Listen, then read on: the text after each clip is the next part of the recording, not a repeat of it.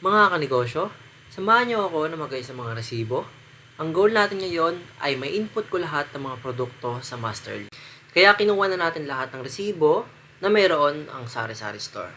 Halo-halo nga pala itong mga resibo kaya isisort muna natin para madalian tayo na i-input ang mga produkto sa master list. Ang ating pag-aayos pala ay alphabetical, kaya ang order ay smallest to largest na number, tapos A to Z na. Mayroon kasing supplier na nagsisimula sa numbers, tulad namin. Ang pangalan ng sari-sari store namin ay 911 Sari-Sari Store. Ganyan pala karami ang ating mga supplier. Kaya mas maganda kung marunong tayo sa Microsoft Excel para madalian tayo sa pag-input ng mga produkto. Namiwatit ko lang mo ako. Sort natin by date. Nagpatulong na nga pala ako dito kay Master na i-sort by date ang mga resibo. By date or like 2021, ganun? By date nga. Hindi.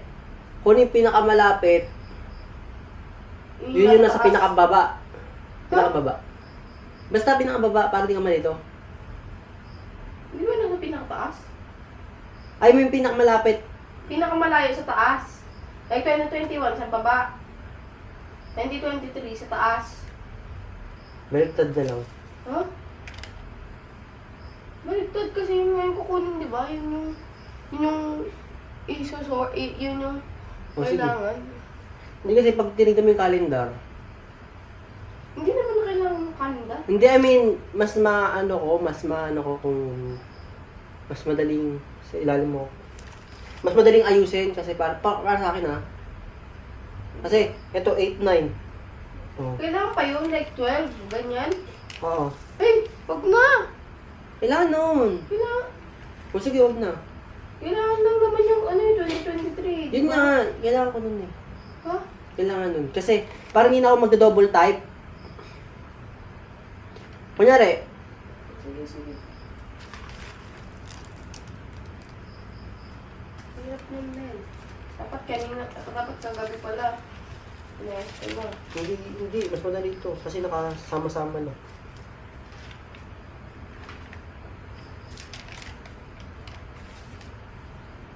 Ano yun sa'yo? Yung latest yung nasa pinakataas? Ano ba dapat? Ikaw na lang adjust na lang ako. Ikaw nga mag-guide, ikaw nga. Ano ba? Yung pinakamalapit na date yun sa pinakataas. Oh. O sige. Nag-argue nga pala kami dito ni Master kung paano yung order ng pag-sort, kung ano ang nasa pinakaharap, yung pinaka most recent ba, o yung pinaka late na date. Sino mo kayo ng bibi? Bibi? Ha? O gusto mo mag-scan na lang tayo? Tinanong ko nga pala dito si Master kung okay lang ba siya, kasi baka naiinip na eh. Hindi niya naman kasi forte ang pagninegosyo, kaya inalok ko siya ng ibang gawain. Ito nga pala yung point of view sa kabilang side.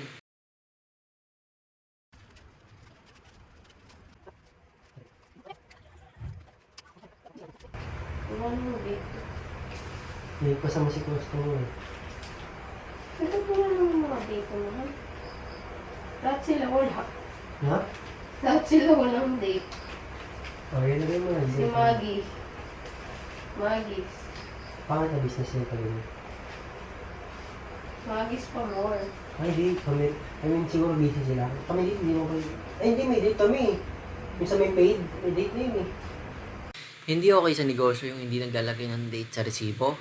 Kaya sabi ko, baka busy lang kaya hindi nila maharap lagyan. Pero naisip ko, kami rin sobrang busy namin pero naharap namin lagyan ng date. Kaya napakalaking tulong sa negosyo ang stamp dahil napapabilis nito ang transaction.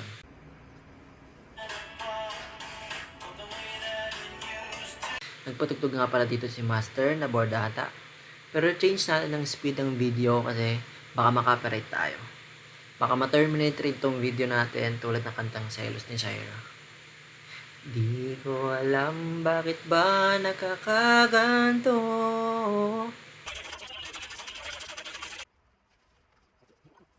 Makalipas ng 2 araw, sa wakas, natapos na rin natin i-sort ang mga resibo. Ito nga pala yung nanay ko, naghahanap siya ng latest na resibo dahil may mga tao na kailangan mapicturan yon. At ang kapalit ay pera. Dagdag kita rin yon, kaya hanap na rin kayo ng mga ganong tao. Ito ang mga resibo na nagsisimula. Ang unang letra ng supplier ay A to K. Sunod ay L to R. Last ay S to Z. Salamat sa pagsama mga kanegosyo. Sana may panabago tayong natutunan. Alam nyo na ang gagawin. Hanggang sa susunod natin pagkikita. Paalam!